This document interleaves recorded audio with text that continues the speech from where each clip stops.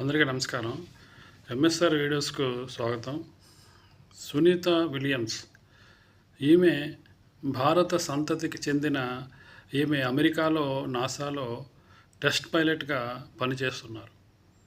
అయితే ఈమె స్పేస్లోకి కేవలం 8 రోజుల వ్యవధి కోసం స్పేస్లోకి వెళ్ళడం జరిగింది.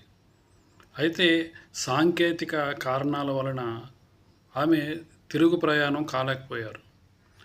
అయితే ఆమె ఏమాత్రం కూడా అధైర్యపడకుండా స్పేస్లో దాదాపు 9 నెలల పైనే స్పేస్లో గడిపారు. అయితే శాస్త్రవేత్తలు ఆమెకు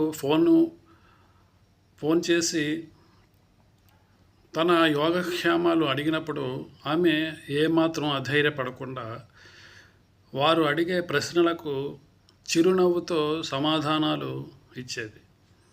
అయితే ఆమె వెంట ఎప్పుడు కూడా ఒక వినాయకుని ప్రతిమ, ఇంకా భగవద్గీత ఆమె వెంట ఎప్పుడు కూడా ఎక్కడికి వెళ్ళినా సరే తీసుకుని వెళ్ళడం ఆమెకు అలవాటు. అయితే ప్రతి తల్లిదండ్రులు కూడా పిల్లలు ఎంతో ఈ మధ్యకాలంలో నిరాశతో నిస్పృహతో ఉంటున్నారు.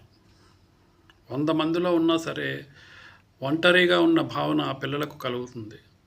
అదేవిధంగా ఏదైనా వ్యాపారం పెట్టినా, ఏదైనా చదువుకున్నా, ఎందులోనైనా సరే కొంత నష్టం వచ్చినా, ఏం జరిగినా సరే బాగా కృంగిపోయి ఇంకా జీవితం అయిపోయింది అన్నట్టు బాగా కృంగిపోయి ఉండిపోతున్నారు.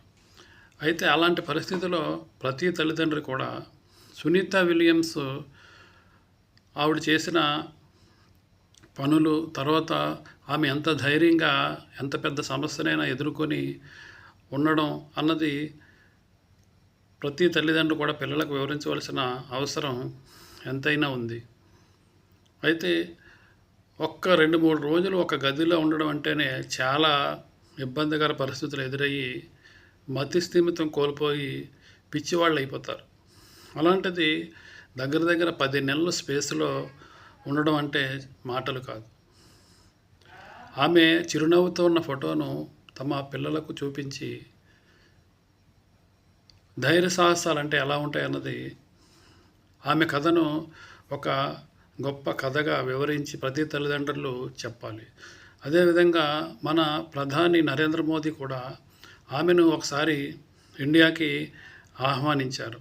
వీలు చూసుకొని ఒకసారి ఇండియాకి రావాలని ఆమెను సన్మానించి తమ కృతజ్ఞతలను, అభిమానాన్ని తమకు తెలుపుకునేందుకు అవకాశం ఇవ్వాలని ప్రధాని ఆమెను కోరడం కూడా జరిగింది. ఈ ధైర్య సాహసాలు అన్నవి ఒక మనిషిని కష్టంలో ఉన్నప్పుడు ఎంతగా కృంగదీస్తాయన్నవి మనం తెలుసుకొని ఎప్పుడు కూడా ఎంత పెద్ద సమస్య అయినా సరే ధైర్యంగా ఎదుర్కోవాలన్న విషయాన్ని సునీత విలియమ్స్ని చూస్తే మనకు అర్థమవుతుంది.